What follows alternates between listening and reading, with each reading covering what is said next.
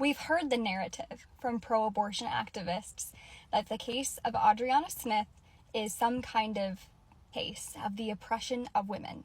I disagree, and here's why. Pop culture preys on the emotions of young women without even explaining what's going on, and I don't think a lot of people really understand what happened to her before they make giant blanket statements like, this is us going back, and look, they're just killing the woman to save the baby, but that's not what occurred. And often the narrative around Adriana Smith is not even accurate, but let's talk about what really went down in her health situation. Adriana Smith was a nurse and a mother to another child who was already born, and she was also pregnant. While pregnant, she developed a blood clot in her brain. Some people survive blood clots in their brain, and sometimes people do not need extreme medical care when they face that condition, while other people may become very sick when they have a blood clot, and that's what happened to Adriana. She was so ill with her blood clot that her brain stopped functioning normally, and she had to be placed on a ventilator. Now, if Adriana had been pregnant or not pregnant, it would have been the normal course of treatment for her to have been placed on a ventilator, because the brain damage was causing her not to be able to maintain her airway. She wasn't able to continue breathing on her own after a certain point, because we need our brain to be in a certain state of health in order to sustain our own breathing and respirations. So it's something that critical care units around the globe are doing every single day when people get sick from various different conditions. Sometimes people are put on ventilators to help them. Doctors put patients on ventilators with the hope of getting them off the ventilator. The goal is not to keep people in a perpetual state of life support. It's typically used as what they hope will be a temporary fix until a patient is able to regain the capacity to breathe on their own. Sadly, there are some cases where people do not come back when they go onto the ventilator, maybe because of brain damage like in Adriana's case, or for other reasons the patient may not be able to make it. Sadly, Adriana not only had that blood clot in her brain and some damage in her brain, but she actually reached the point of brain death, where the doctors went through a series of tests to see if she was reactive and responding, and that aspect of it has its own ethics I'm not going to go down to in this video, because I want to specifically talk about another aspect that was going on with her case, and that is that while all this is going on, she's sick, she has a brain blood clot, and then she's on the ventilator, and she's pregnant. So Adriana had reached this spot where tragically she wasn't going to be able to come off of life support, and she was pregnant while living in Georgia, where there is an abortion ban that prevents the killing of children that are at the gestation her child was at. So what the hospital did was they kept Adriana on life support because she was pregnant.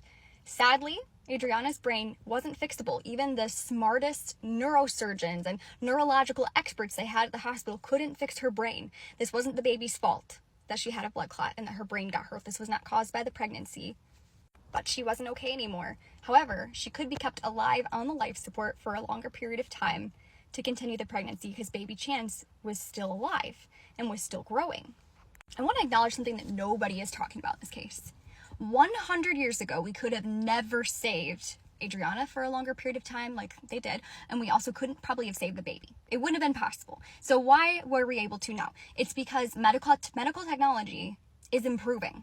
The intensive care units are becoming more capable of saving more lives through, critical care, through ventilators, through these amazing treatments, even through like blood testing. We can see, the patient's low on this value. We're going to replace the value with this medication.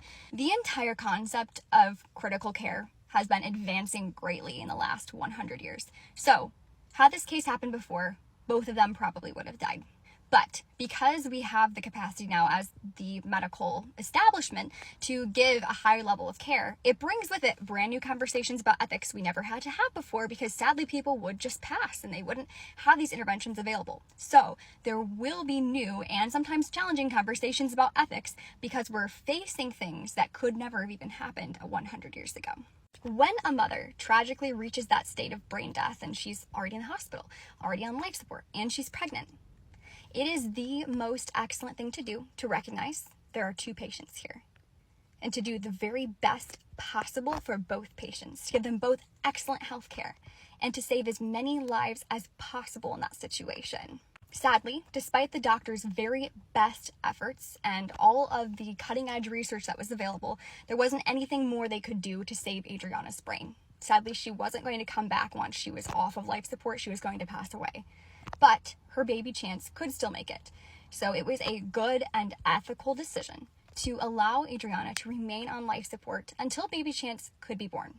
Baby Chance was born at about 1 pound. I don't think news sources have revealed or have found out how many weeks he was exactly when they had to proceed with an emergency C-section. And as expected, sadly, Adriana did pass away because her brain no longer had the capacity to keep her alive. So, in a situation where tragically the mom is going to pass, it is the best decision to save as many lives as we can. And I'm glad that the medical team acted to do the best they could to save as many lives as possible in a situation that was such a massive tragedy. Our response to a difficult situation like this should be to be committed to saving as many people as possible, to loving the lives that exist, to helping them, to supporting them.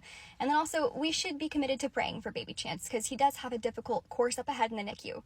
But some people don't care that life is going to be difficult for baby Chance. They do not have concern for him. There's so much hatred, specifically I've seen on Twitter, from people who are pro-abortion, who are saying things like, I hope baby Chance dies. Like, they literally are point blank saying that. They're not saying only, oh, I hope he died when he's in the womb, which is what they would have been comfortable with normally.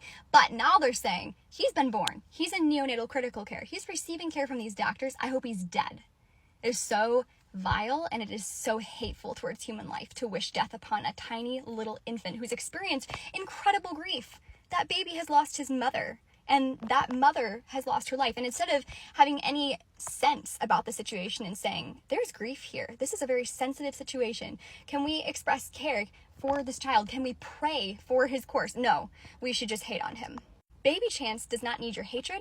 He needs your love, and he needs your prayers. And he has a right to exist, just like we all do.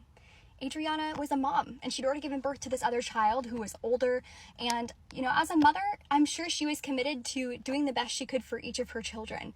And although she isn't with us anymore, I think she would be glad to know that if it was a situation where tragically she couldn't come back from it, even though the doctors were doing literally everything they could to save her, I think she probably would have wanted for anything to be done to save as many lives as possible in the situation. Most mothers are very self-sacrificial, and they want to see lives saved. But in general, and as a broad stroke, when we're thinking about the big picture, in every pregnancy, it should always be the requirement and the goal of the medical team to save as many lives as possible, and that is what this hospital did in this case. It was ethical, it was not anti-woman, it was not against women's rights, and it was nothing like The Handmaid's Tale. This is not forcing women to gestate. It's recognizing gestation has already started. And tragically, it had started in someone who was going to experience a brain blood clot, brain death, and who needed help from life support. So it was the most ethical decision to complete the pregnancy as long as possible until it was no longer possible and an emergency C-section became necessary. Baby Chance deserved that advocacy, and Adriana was finishing out a natural process that was occurring in her body. Yes, she needed help from the medical team, but this is not a case of forcing something on her. It had already naturally begun the pregnancy, and they were seeing it through the rest of the way. So, I just want to point out, there is absolutely nothing that is pro-woman or pro-women's rights to be hateful towards a baby who survived a very difficult situation. Baby Chance deserves to be here, and it's an absolute tragedy that he lost his mother. Let's be loving people, not hateful people online. Let's care about women, do everything we can medically to intervene for them and to save them, and also to protect their children.